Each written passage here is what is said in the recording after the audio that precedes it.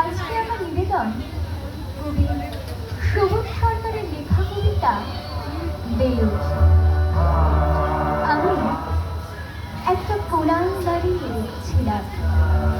দুটি ছেলে গেরুয়া বস্ত্র পরে মন্দিরের সিঁড়ি ছিল।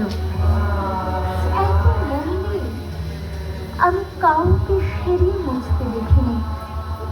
এত ভালোবাসা দিয়ে আমি কাউকে ধুলো তুলতে দেখিনি। সিঁড়ি নয়, যেন জননীর ত্বক থেকে ধুলো তুলছিল। এভাবে কেউ সিঁড়ি থেকে ধুলো মুছতে পারে আমি কোথাও দেখিনি। স্থিতপ্রজ্ঞ মহারাজকে জিজ্ঞাসা করলাম, এই ছেলে দুটি কে?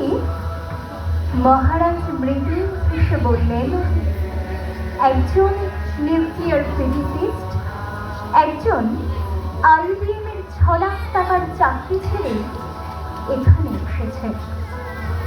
সিঁড়ি ধুতে এসেছে। যে সিঁড়ি দিয়ে মানুষ ওপরে ওঠে তা যেন পরিষ্কার হয়। মহারাজ চলে গেছেন। সন্ধ্যা নেমে আসছে গঙ্গায়।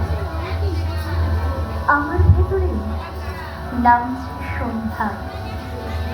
সারা পৃথিবীতে এত সিঁড়ি, সিঁড়িতে সিঁড়িতে এত দাগ, এত ক্রোধ, এত অপমান। আরো কি শুরু রাতে মনে হলো যে সিঁড়ি মুছতে পারে না, সে কোনোদিন মানুষের চোখের জল মুছতে পারবে না। নমস্কার।